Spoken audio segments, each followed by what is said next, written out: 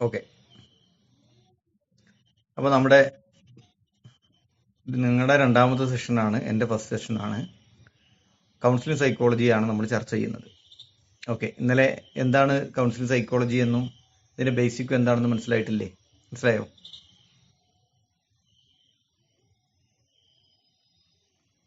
ച- പെട്ടെന്നൊന്ന് mic on ചെയ്യണം കേട്ടോ. സംസാരിക്കുമ്പോൾ പെട്ടെന്നൊന്ന് മൈക്ക് ഓൺ ചെയ്യുക, പറയുക, എന്നിട്ട് വേഗം എന്ത് ചെയ്യാം, ഓഫ് ചെയ്യാം.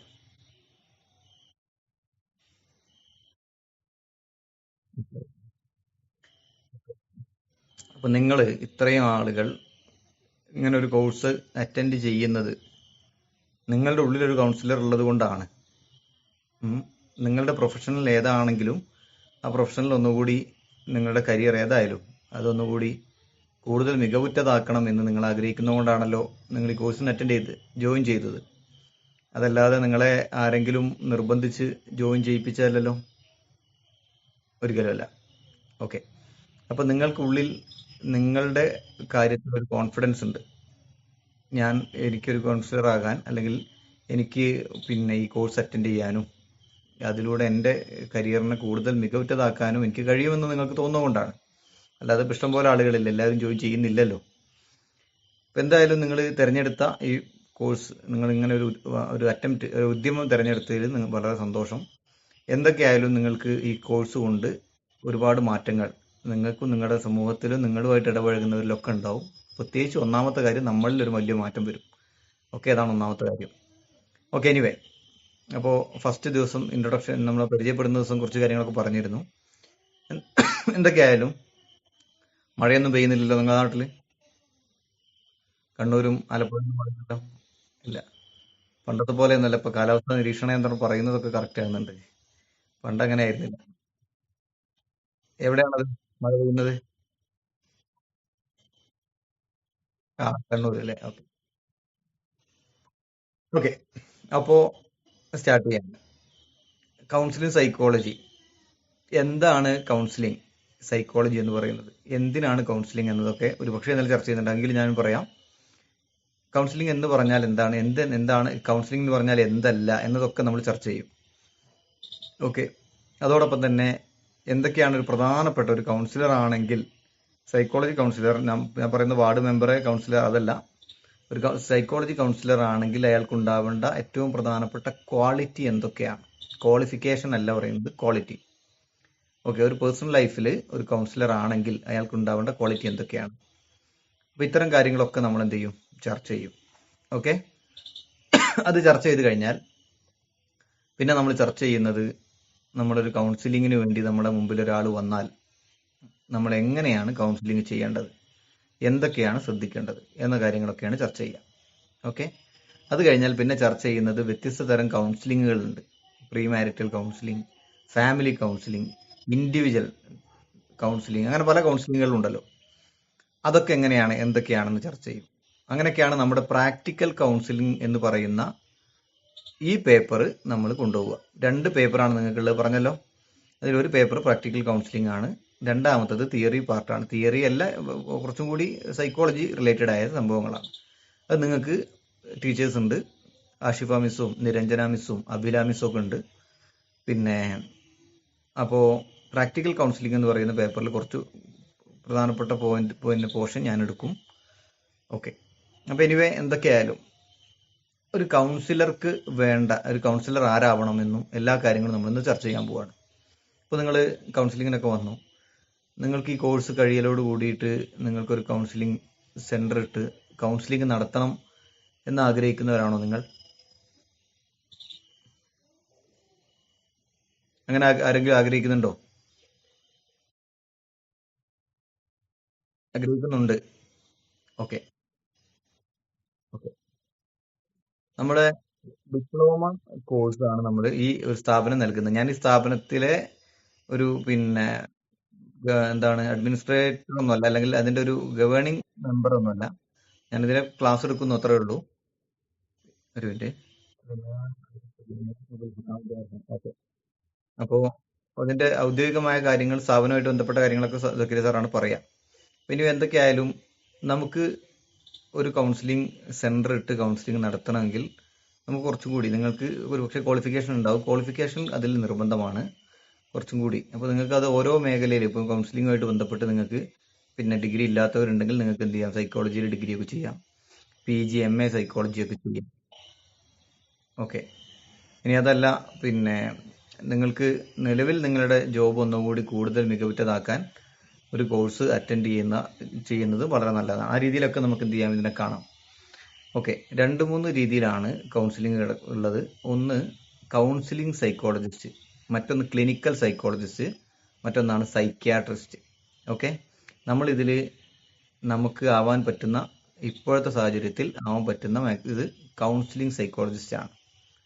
അതായത് നമുക്കൊരാൾ നമ്മുടെ കൗൺസിലിങ്ങിന് നമ്മുടെ അടുത്ത് വന്നാൽ നമുക്ക് കൗൺസിലിംഗ് ചെയ്തു കൊടുക്കാൻ പറ്റും. പക്ഷെ അതിൽ എന്തെങ്കിലും കോംപ്ലിക്കേഷൻ കൂടുതൽ ഡെപ്ത് ആയിട്ട് പോകണമെന്ന് തോന്നിക്കഴിഞ്ഞാൽ അതിൽ കുറേ തെറാപ്പികൾ, CBT പോലെയുള്ള തെറാപ്പികളൊക്കെ ചെയ്യണം എന്നാണെങ്കിൽ നമ്മൾ കൈകാര്യം ചെയ്യുന്നതിന് പകരം ക്ലിനിക്കൽ സൈക്കോളജിസ്റ്റിലേക്ക് റെഫർ ചെയ്യാണ് വേണ്ടത്. ഇനി അതല്ല, അതിൽ എന്തെങ്കിലും മെന്റലി അല്ലെങ്കിൽ എന്തെങ്കിലും സൈക്യാട്രിക് പ്രോബ്ലംസ് നമുക്ക് ഫീൽ ചെയ്യുന്നുണ്ടെങ്കിൽ അങ്ങനെ ഒരു മേഖലയിലേക്കാണ് പോകേണ്ട ആളാണ് നമ്മുടെ മുമ്പിലെങ്കിൽ നമുക്കത് മെഡിസിൻ എഴുതി കൊടുക്കേണ്ട, അതിന് കഴിയുന്ന സൈക്യാട്രിസ്റ്റിലേക്ക് അത് റെഫർ ചെയ്യണം. അങ്ങനെയൊക്കെയാണ് ഉള്ളത്. അപ്പോൾ നമുക്ക് ഈ മേഖലയിൽ വളരെ കൃത്യമായിട്ട് പോകേണ്ട ഒരു കാര്യമാണ്. വളരെ കൃത്യമായിട്ട്, പ്രത്യേകിച്ച് നമ്മളൊരു കൗൺസിലിംഗ് ഒക്കെ നടത്തി ഇൻ കേസ് ക്ലൈൻറ്റ് പിന്നെ വേറെ എന്തെങ്കിലും അപകടങ്ങൾ എന്തെങ്കിലും കാണിച്ചു കഴിഞ്ഞാൽ ഒരു പക്ഷേ നമുക്കത് എന്താണ്, നമ്മളെ സംബന്ധിച്ചിടത്തോളം ബുദ്ധിമുട്ടാണ്. അപ്പോൾ നമുക്ക് അങ്ങനെ തോന്നുകയാണെങ്കിൽ ഉടനെ തന്നെ നമ്മൾ എന്ത് ചെയ്യണം, റെഫർ ചെയ്യണം. ഓക്കെ. അപ്പോൾ നമുക്ക് ഉള്ളത് കൗൺസിലിംഗ് സൈക്കോളജിസ്റ്റ് എന്ന് പറയുന്നത് ടോക്ക് തെറാപ്പിയാണ് പ്രധാനമായിട്ട് നമ്മൾ കൊടുക്കുന്നത്. ടോക്ക് തെറാപ്പി, സംസാരിച്ച് അവരുടെ പ്രശ്നങ്ങൾക്ക് അവരോടൊപ്പം നിന്ന് പരിഹാരം കാണുക. ഓക്കെ. അതാണ് ഏറ്റവും ഒന്നാമത്തെ പോയിന്റ് കേട്ടോ. ഒരു കൗൺസിലിംഗ് സൈക്കോളജിസ്റ്റ് എന്ന് പറഞ്ഞു കഴിഞ്ഞാൽ, കൗൺസിലർ എന്ന് പറഞ്ഞു കഴിഞ്ഞാൽ നമ്മൾ ധൈര്യം ഓരോരുത്തരെ കൗൺസിൽ ചെയ്തതാ, ഒരാൾ വന്ന് കൗൺസിലിങ്ങിന് വന്നിരിക്കുന്നു, അവരോട് കാര്യങ്ങളൊക്കെ പറഞ്ഞു കൊടുത്തിട്ട് കൗൺസിലിംഗ് ഒക്കെ ചെയ്ത് ഇനി നിങ്ങളുടെ പിന്നെ ഇങ്ങനെയൊക്കെ അങ്ങോട്ട് ചെയ്താൽ മതി, നിങ്ങളുടെ പ്രശ്നങ്ങൾ ഇതൊക്കെയാണ്, നിങ്ങൾ എന്ത് ചെയ്തോളൂ, ധൈര്യമായിട്ട് പോയിക്കോളൂ എന്നൊക്കെ പറഞ്ഞ് കൗൺസിലിംഗ് കൊടുക്കലല്ല ഒരു കൗൺസിലർ എന്ന് പറഞ്ഞു കഴിഞ്ഞാൽ. ഒരു കൗൺസിലർ എന്ന് പറഞ്ഞു കഴിഞ്ഞാൽ ഒരു ക്ലൈന്റ് അല്ലെങ്കിൽ ഒരു കൗൺസിലി മുമ്പിൽ വന്നിരിക്കുന്ന, അല്ലെങ്കിൽ നമ്മളോട് സംസാരിക്കാൻ വരുന്ന ഒരാൾ, അയാളുമായിട്ട് ചർച്ച ചെയ്ത് അവരെ കൂടി പാർട്ടിസിപ്പേറ്റ് ചെയ്യിപ്പിച്ച് അവരുടെ പ്രശ്നങ്ങൾ കൗൺസിലറും കൗൺസിലിയും കൂടി മനസ്സിലാക്കി അതിനുള്ള സൊല്യൂഷൻ രണ്ടുപേരും കൂടി ചർച്ച ചെയ്ത് കൗൺസിലിക്ക്, അതായത് ക്ലൈന്റിന് നടത്താൻ പറ്റും എന്നുള്ള പിന്നെ തെറാപ്പികളോ അല്ലെങ്കിൽ കാര്യങ്ങളൊക്കെ കൊടുത്ത് ആ രീതിയിൽ രണ്ടുപേരും ചർച്ച ചെയ്ത് മുന്നോട്ട് പോകുന്ന ഒരു സിസ്റ്റത്തിനെയാണ് കൗൺസിലിംഗ് സൈക്കോളജി എന്ന് പറയാം. ഓക്കെ. അതോടൊപ്പം തന്നെ കൗൺസിലിംഗ് സൈക്കോളജി എന്ന് പറഞ്ഞു കഴിഞ്ഞാൽ നമ്മൾ വിചാരിക്കും ഉപദേശം അല്ലെങ്കിൽ അഡ്വൈസ് ഒക്കെയാണ്. അതൊന്നുമല്ല. ഇത് വളരെ പ്യുവറായിട്ട് പറയുകയാണെങ്കിൽ ഇതൊരിക്കലും അഡ്വൈസ് അല്ല, ഇത് നിർദ്ദേശങ്ങൾ പോലും അല്ല. കൗൺസിലിംഗ് സൈക്കോളജി എന്ന് പറഞ്ഞു കഴിഞ്ഞാൽ ഞാൻ നേരത്തെ പറഞ്ഞ പോലെ തന്നെ കൃത്യമായിട്ട് ചർച്ച ചെയ്ത് പ്രശ്നത്തിന്റെ റൂട്ട് കോസ് കണ്ടെത്തി അതിലൂടെ പരിഹാരം നിർദ്ദേശിച്ചു കൊടുക്കാൻ കഴിയും. പക്ഷെ ആ കൊടുക്കുന്ന നിർദ്ദേശം എന്തായിരിക്കണം, രണ്ടു പേർക്കും കൂടി ഉൾക്കൊള്ളുന്ന രീതിയിൽ, അവർ കൗൺസിലി കൂടി മനസ്സിലാക്കുന്ന രീതിയിലേക്ക് കൊണ്ടുവന്നിട്ടാണ് ചെയ്യേണ്ടത്. അത് നമ്മൾ ഓരോ സെഷൻ പ്രാക്ടിക്കൽ കൗൺസിലിംഗിലേക്ക് സ്റ്റെപ്പുകളിലേക്കൊക്കെ വരുമ്പോൾ എന്ത് ചെയ്യും, നമുക്ക് ചർച്ച ചെയ്യാം. ഓക്കെ. കാര്യങ്ങളൊക്കെ ഇന്നലെ ആശിഫ മിസ് കുറച്ച് കാര്യങ്ങളൊക്കെ പറഞ്ഞിട്ടുണ്ടാവും അല്ലേ?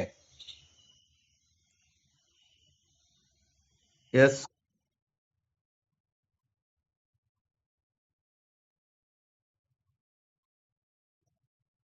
അപ്പൊ സോഫി എന്താണ് നിലവിൽ എന്തായിരുന്നു കഴിഞ്ഞത്?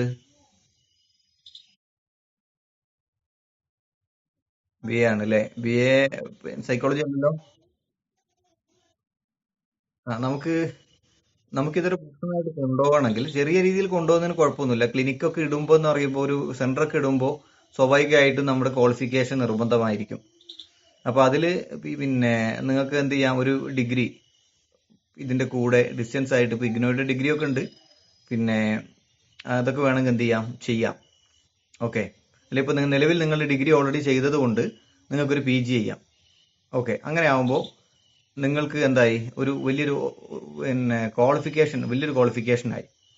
അപ്പൊ ഇനി അതല്ലാതെ തന്നെ അല്ലാതെയും ചെയ്യുന്നവരൊക്കെ ഉണ്ട്, പിന്നെ കൗൺസിലിംഗ് ചെയ്യുന്നവരൊക്കെ ഉണ്ട്. പക്ഷെ ഒന്നുകൂടി നമുക്ക് ഒരു ഒതന്റിക് ആയിട്ട് നമുക്ക് ചെയ്യാൻ പറ്റുന്നത് നമ്മുടെ കയ്യിൽ ഒരു MAയോ കൂടി ഉണ്ടെങ്കിൽ അത് കൂടുതൽ നന്നാവും. ഇനി അതൊന്നും ഇല്ല എന്ന് കരുതിയിട്ട് കുഴപ്പമൊന്നുമില്ല. നമ്മൾ എന്താണോ ചെയ്യുന്നത്, ഇപ്പൊ പലരും ഇപ്പൊ കഴിഞ്ഞ നമ്മുടെ ഒരു ബാച്ചിൽ, ഏതോ ഒരു 8ാമത്തെ ബാച്ചാണെന്ന് തോന്നുന്നു, കോഴിക്കോട് പിന്നെ എന്താണ് കോടതിയിൽ ഒരു അഡ്വക്കേറ്റ് ഉണ്ടായിരുന്നു. അവര് കുറച്ച് പ്രായമുള്ള, അധികം പ്രായമല്ല എന്നാലും കുറച്ച് ഏജ്ഡ് ആയ ഒരു സ്ത്രീയാണ്. അപ്പൊ അവര് കുടുംബ കോടതിയിലൊക്കെയാണ് പ്രധാനമായിട്ട് വർക്ക് ചെയ്യുന്നത്. കൂടുതൽ കേസുകളും ഈ ഫാമിലി കൗൺസിലിംഗ്. സൗണ്ട് കേൾക്കുന്നില്ല, പറയുന്നത് കേൾക്കുന്നില്ല, കുറവുണ്ടോ? ആർക്കോ ഒരു കേൾക്കാത്ത പ്രശ്നം പറഞ്ഞു തന്നു. അപ്പൊ അവർക്ക് പ്രധാനമായിട്ടും പിന്നെ ഓക്കെ, അവർക്ക് പ്രധാനമായിട്ടും അവർ ഫാമിലി കൗൺസിലിംഗ് റിലേറ്റഡ് ആയിട്ട് വർക്ക് ചെയ്യുന്നവരാണ്. അപ്പൊ അവര് ഇതിൽ ജോയിൻ ചെയ്യാനുള്ള പ്രധാനപ്പെട്ട ഒരു കാരണം അവർ പറഞ്ഞത്, അവർക്ക് പിന്നെ അവരുടെ ഫീൽഡിൽ കുറച്ചും കൂടി ഒന്ന് പ്രശോഭിക്കാൻ ഇത് കൊണ്ട് പറ്റുന്നുണ്ട്. സ്വാഭാവികമായിട്ടും അവർക്ക് ആ ഒരു പിന്നെ ആ ഒരു എന്താണ് ഉപയോഗിച്ചിരുന്ന ആ മെത്തേഡിൽ നിന്ന് കുറച്ച് മാറ്റങ്ങളൊക്കെ വരുത്താൻ പറ്റിയിട്ടുണ്ട്. അതുകൊണ്ട് കുറച്ചും കൂടി റിസൾട്ട്ഫുൾ ആയിട്ട് കാര്യങ്ങൾ കൈകാര്യം ചെയ്യാൻ കഴിയുന്നുണ്ടെന്ന് പറഞ്ഞു. അപ്പൊ അങ്ങനെ ഓരോരുത്തരും ഓരോ രീതിയിലാണ് എന്ത് ചെയ്യുന്നത്, ഈ കോഴ്സിന് അറ്റൻഡ് ചെയ്യുന്നത്. ഓക്കെ. അപ്പൊ അതുകൊണ്ട് എന്തുകൊണ്ടായാലും നിങ്ങൾ ഈ കോഴ്സ് അറ്റൻഡ് ഒക്കെ ചെയ്ത് കഴിഞ്ഞാൽ നിങ്ങൾക്ക് ഒരുപാട് മാറ്റങ്ങൾ നിങ്ങളുടെ ഒരു പേഴ്സണൽ ഗ്രോത്തിലും ഉണ്ടാവും. നിങ്ങൾ ജോലി ചെയ്യുന്ന മേഖലയിലും ഫാമിലിയിലും ഒക്കെ എന്ത് ചെയ്യും, ഉണ്ടാവും. ഇതിന്റെ ഒരു ഗുണം നിങ്ങൾക്ക് അനുഭവിക്കാൻ പറ്റും. അപ്പൊ അത് കഴിഞ്ഞ ബാച്ചുകളിലൊക്കെ എല്ലാവരും പിന്നെ കാര്യമായിട്ട് തന്നെ പ്രധാനപ്പെട്ട എടുത്ത് പറയുന്ന ഒരു കാര്യമാണത്. ഓക്കെ. അതോടൊപ്പം തന്നെ ഞാൻ പറഞ്ഞ പോലെ തന്നെ ഇത് ഡിപ്ലോമയാണ്. 6 മന്ത് ഡിപ്ലോമയ്ക്ക് ഡിപ്ലോമയുടെ ഒരു വാല്യൂ തന്നെ ഉണ്ട്. ഓക്കെ. മാത്രമല്ല ഇത് പിന്നെ നല്ല സർട്ടിഫിക്കറ്റും ആണല്ലോ. അപ്പൊ അതിനനുസരിച്ച് നിങ്ങൾക്ക് ചെയ്യാം. അതുകൊണ്ട് പിന്നെ ക്ലിനിക്ക് ഇടണ്ടെന്നല്ല ഞാൻ പറഞ്ഞത്. പക്ഷെ ക്ലിനിക്ക് ഇടുമ്പോൾ കുറച്ചും കൂടി എന്താണ്, അത് ഉണ്ടായി കഴിഞ്ഞാൽ ഒന്നുകൂടി നല്ലതാണെന്നാണ് ഞാൻ പറയുന്നത്. ഓക്കെ അല്ലേ? ഓക്കെ. Yes yes yes. അപ്പൊ നമുക്ക് തുടങ്ങാം, സ്റ്റാർട്ട് ചെയ്യാലോ അല്ലേ? അപ്പൊ എന്താണ് കൗൺസിലിംഗ് സൈക്കോളജി എന്ന് നമ്മൾ പറഞ്ഞു. ഇനി നമ്മൾ ചർച്ച ചെയ്യാൻ പോകുന്ന കാര്യം, ഇത് എന്തുകൊണ്ടാണ് നമ്മുടെ സമൂഹത്തിൽ ആവശ്യം. നമ്മുടെ നാട്ടിലൊക്കെ ഈ ഒരു സ്പെഷ്യലിസ്റ്റ്, ഇഷ്ടംപോലെ സ്പെഷ്യലിസ്റ്റുകൾ ഉണ്ടാവും. ഇപ്പൊ തലവേദനക്ക് സ്പെഷ്യലിസ്റ്റ്, തലക്ക് സ്പെഷ്യലിസ്റ്റ്, കണ്ണിന് സ്പെഷ്യലിസ്റ്റ്, പിന്നെ ഡെർമറ്റോളജി ത്വക്കിന് സ്പെഷ്യലിസ്റ്റ്, അങ്ങനെ വ്യത്യസ്ത ഡിപ്പാർട്ട്മെന്റുകളിൽ സ്പെഷ്യലിസ്റ്റുകളുണ്ട്. അവർ വർഷങ്ങളോളം അത് പഠിക്കുകയാണ്, MD ആയിട്ട്. പിന്നെ PG അതിൽ തന്നെ സ്പെസിഫൈ ചെയ്ത് പഠിക്കുന്നു. അങ്ങനെ അതിന്റെ സ്പെഷ്യലിസ്റ്റ് ആയി മാറും. പക്ഷെ നമ്മുടെ നാട്ടിൽ സ്വാഭാവികമായിട്ടും ഒരു കൗൺസിലിംഗ് സൈക്കോളജിസ്റ്റ് കാര്യമായിട്ടൊന്നും ഇല്ല. നമ്മുടെ നാട്ടിലൊന്നും ഇല്ല. പൊതുവെ അതൊരു കുറവുള്ളൊരു വിഷയം തന്നെയാണ്. പക്ഷേ ഏറ്റവും പ്രധാനപ്പെട്ട ഒരു സംഭവമാണത്. ഒരു കൗൺസിലിംഗ് സൈക്കോളജി ക്ലിനിക്കുകൾ നല്ല പിന്നെ കഴിവുള്ള ആളുകൾ ഉണ്ടായി കഴിഞ്ഞാൽ കുറേയൊക്കെ പ്രശ്നങ്ങൾ എന്ത് ചെയ്യാൻ പറ്റും, ഈ മെന്റൽ ഹെൽത്ത് ഇഷ്യൂസ് കുറേയൊക്കെ പരിഹരിക്കാൻ സമൂഹത്തിൽ മാറ്റം കൊണ്ടുവരാൻ പറ്റും. ഓക്കെ. അപ്പൊ ആ മേഖലയിലൊക്കെ നമുക്ക് എന്ത് ചെയ്യാം, കാര്യമായിട്ട് പ്രവർത്തിക്കാം. കുട്ടികൾക്കൊക്കെ നല്ല ക്ലാസ്സുകൾ കൊടുക്കുമ്പോഴൊക്കെ നിങ്ങൾക്ക് ഈ ഒരു മെത്തേഡ് ഉപയോഗിച്ചുകൊണ്ട് ക്ലാസ് കൊടുത്തു കഴിഞ്ഞാൽ അതിന്റെ വലിയ രീതിയിലുള്ള ഗുണങ്ങൾ നിങ്ങൾക്ക് ഉണ്ടാവും. ഓക്കെ. അപ്പൊ എനിവേ നമ്മൾ ചർച്ച ചെയ്യാൻ പോവാണ്. ഓക്കെ. അപ്പോൾ ഇന്ന് നമ്മൾ ചർച്ച ചെയ്യാൻ പോകുന്ന കാര്യം, ഒരു കൗൺസിലിംഗ് ഓവർവ്യൂ തരാം. അതോടൊപ്പം തന്നെ എന്താണ് കൗൺസിലർ, എന്തല്ല കൗൺസിലിംഗ് എന്നുള്ള കാര്യങ്ങളൊക്കെ നമ്മൾ ചർച്ച ചെയ്യും. ഞാൻ നിങ്ങൾക്ക് സ്ക്രീൻ ഷെയർ ചെയ്യാം. പിന്നെ നിങ്ങൾ ചെയ്യേണ്ട ഒരു കാര്യം, സ്ക്രീൻ ഷെയർ ചെയ്യുന്ന സമയത്ത് പിന്നെ നിങ്ങൾ എന്ത് ചെയ്യണം, എന്തെങ്കിലും ചോദിക്കുമ്പോൾ നിങ്ങൾ മൈക്ക് ഓൺ ചെയ്യുക. എന്നിട്ട് നിങ്ങൾ മറുപടി പറയാം. കാരണം സ്ക്രീൻ ഷെയർ ചെയ്യുമ്പോൾ ഞാൻ സ്ക്രീൻ മാത്രമേ കാണുള്ളൂ, നമ്മുടെ ഗൂഗിൾ മീറ്റ് കാണൂല. ഓക്കെ. അപ്പോൾ ഒന്ന് മൈക്ക് ഓൺ ചെയ്യണം. നിങ്ങൾ തമ്പും ഒക്കെ ചെയ്യുന്നുണ്ടാവും, പക്ഷെ ചിലപ്പോൾ ഞാനത് കാണൂല. ഓക്കെ അല്ലേ? റെഡി? നിങ്ങൾക്ക് എന്തെങ്കിലും പറയാനുണ്ടോ? ഇനി എന്തെങ്കിലും ഉണ്ടെങ്കിൽ ഒരു കാര്യം ചെയ്തോ, മനസ്സിലാകാത്ത കാര്യങ്ങൾ ഉണ്ടെങ്കിൽ ഒന്ന് പറയാം. ഇനി കൃത്യമായി പറഞ്ഞോ. ഓക്കെ. മനസ്സിലാവാത്ത കൃത്യമായിട്ട് പറയണം. പിന്നെ നോട്ട് നിങ്ങൾക്ക് ഇംഗ്ലീഷിലാണ്, സിമ്പിൾ ഇംഗ്ലീഷാണ്. പക്ഷെ ഞാനത് എക്സ്പ്ലെയിൻ ചെയ്ത് വിശദീകരിച്ച് സിമ്പിളായിട്ട് തന്നെ പറഞ്ഞുതരും. നിങ്ങൾക്ക് അതിന്റെ കൂടെ പ്രധാനപ്പെട്ട പോയിന്റുകൾ നോട്ട് ചെയ്യാം. ഓക്കെ. പോയിന്റ് നോട്ട് ചെയ്താൽ മതി. പിന്നെ ബാക്കിയുള്ളത് അത്യാവശ്യം കുറച്ച് കാര്യങ്ങൾ നോട്ട് ചെയ്താൽ മതി. എല്ലാം കൂടി എഴുതാൻ നിൽക്കരുത്. ബാക്കിയുള്ളത് നിങ്ങൾക്ക് ക്ലാസ് കഴിഞ്ഞാൽ നാളെ തന്നെ ഇതിന്റെ നോട്ട് തരും. ഓരോ ദിവസം ക്ലാസ് കഴിയുമ്പോൾ ചിലപ്പോൾ 2 ക്ലാസ് കഴിഞ്ഞിട്ടായിരിക്കും തരിക. കാരണം ഒരു PDF തന്നെ പിന്നെ ക്ലാസ്സിലൊക്കെ എടുക്കുന്നുണ്ടാവും. ചിലപ്പോൾ 2 ക്ലാസ് കഴിയും. സൗണ്ട് കുറവ് എല്ലാവർക്കും ഉണ്ടോ? ഉണ്ടോ?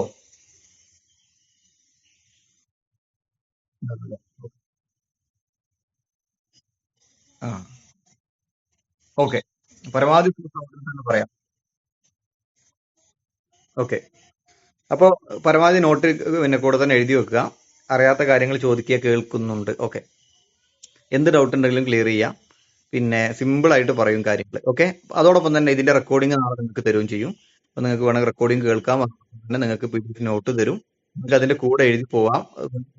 ഒന്ന് കൂടി നിങ്ങൾ എഴുതി നോട്ട് ചെയ്യും. ഇതൊക്കെ ഒന്ന് വെച്ചിട്ട് എന്ത് ചെയ്യാം, ഡെയിലി അപ്ഡേഷൻ ചെയ്തുകൊണ്ടിരിക്കുകയും ചെയ്യാം. ഓക്കെ. വളരെ സിമ്പിൾ ആണ്. ലളിതമായിട്ട് എന്ത് ചെയ്യണം, ഡെയിലി ഒന്ന് നോക്കി പോകണം. അത് നിങ്ങൾക്ക് കുറെ ഗുണങ്ങൾ ഉണ്ടാവും. ഓക്കെ. അപ്പൊ ഇനി നമുക്ക് complete ചെയ്യാം.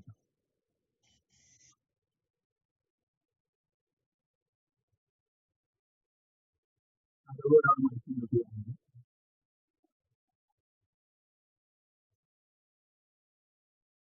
അത് അവൻ നോക്കി നോക്കിയാണല്ലോ.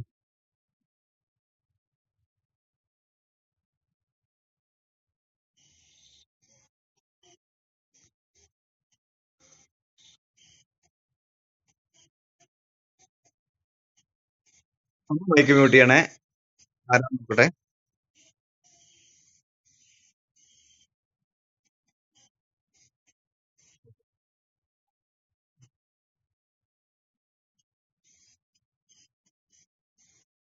ഓക്കെ, ഫസ്റ്റ് ക്വസ്റ്റൻ നമ്മൾ എന്താണ് കൗൺസിലിംഗ് എന്നൊരു ഓവർവ്യൂ ആണ് ചെയ്യുന്നത്. മുന്നോട്ട് പോകുമ്പോൾ നമുക്ക് ഷെയർ ചെയ്യാം. ഓക്കെ, എന്തെങ്കിലും പിന്നെ കാണാത്ത പ്രശ്നങ്ങൾ ഉണ്ടെങ്കിൽ പറയണം. ഓക്കെ, കൂടെ തന്നെ നോട്ട് ചെയ്ത് പോവുക.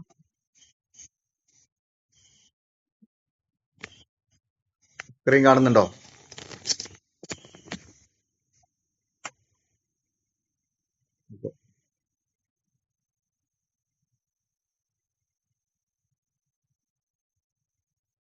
ഓക്കെ, കൗൺസിലിംഗ് സൈക്കോളജി ജസ്റ്റ് ഒന്ന് സ്ക്രീന് പിന്നെ റൊട്ടേറ്റ് ചെയ്ത് വെച്ചിട്ടുണ്ട്. Counselling psychology. Counseling psychology is a type of psychology that helps people deal with their problems and feelings. Simple ആയിട്ട് പറഞ്ഞുതരാം. കൗൺസിലിംഗ് സൈക്കോളജി എന്ന് പറഞ്ഞു കഴിഞ്ഞാൽ ഒന്നുമില്ല, ഒരു സൈക്കോളജിയുടെ ഒരു ഭാഗമാണ് കൗൺസിലിംഗ് സൈക്കോളജി. എന്താണ് അത് ചെയ്യുന്നത്? That helps people deal with their problems and feeling. Just ജനങ്ങളുടെ പ്രശ്നങ്ങളും ഫീലിംഗ് ഒക്കെ ഒന്ന് ഡീൽ ചെയ്യുന്ന ഒരു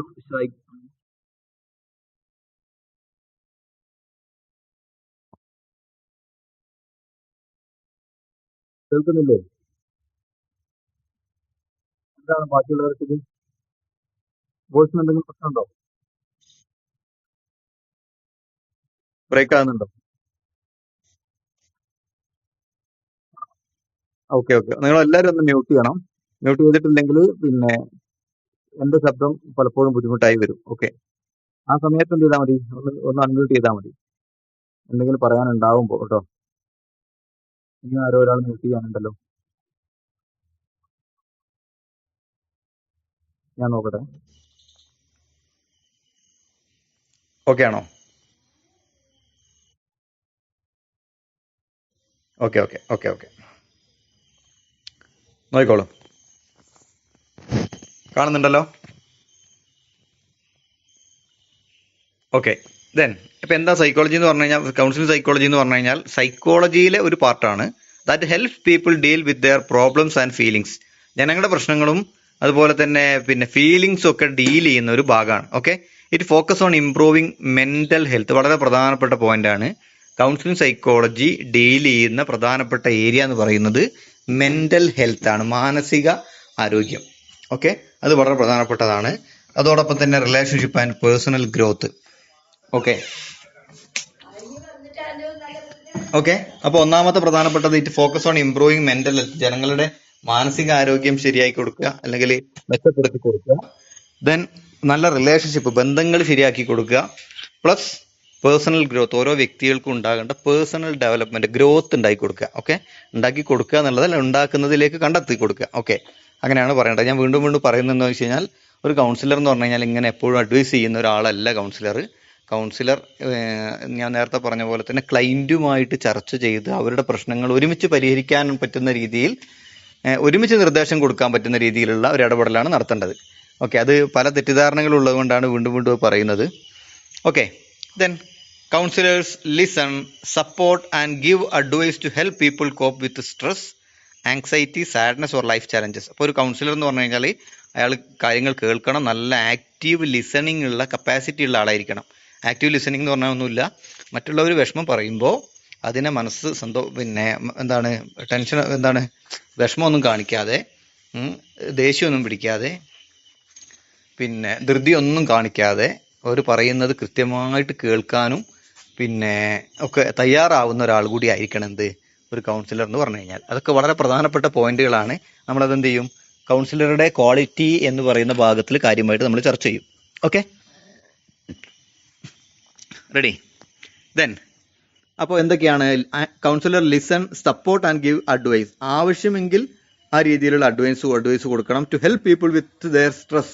ജനങ്ങൾക്ക് ഒരുപാട് മാനസിക പ്രശ്നങ്ങളുണ്ട്. ആങ്സൈറ്റി എന്ന് പറഞ്ഞു കഴിഞ്ഞാൽ പിന്നെ സാധാരണ ആങ്സൈറ്റി എന്നൊക്കെ പറഞ്ഞാൽ മലയാളത്തിൽ അതിന്റെ അർത്ഥം ഉത്കണ്ഠ എന്നൊക്കെയാണ്. പക്ഷെ സൈക്കോളജിയിൽ ആങ്സൈറ്റി എന്നൊക്കെ പറയുന്നത് ഒരു അമിതമായ പേടി ഒക്കെ ഉൾക്കൊള്ളുന്ന രീതിയിലുള്ള ഒരു ഉത്കണ്ഠക്കാണ് നമ്മൾ എന്ത് പറയാം, ആങ്സൈറ്റി എന്നൊക്കെ പറയാം.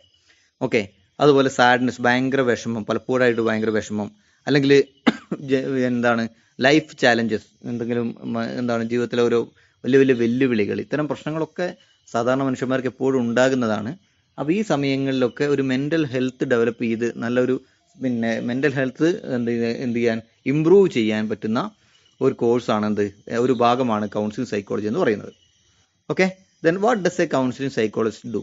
എന്താണ് ഒരു കൗൺസിലിംഗ് സൈക്കോളജിസ്റ്റ് ചെയ്യേണ്ടത്?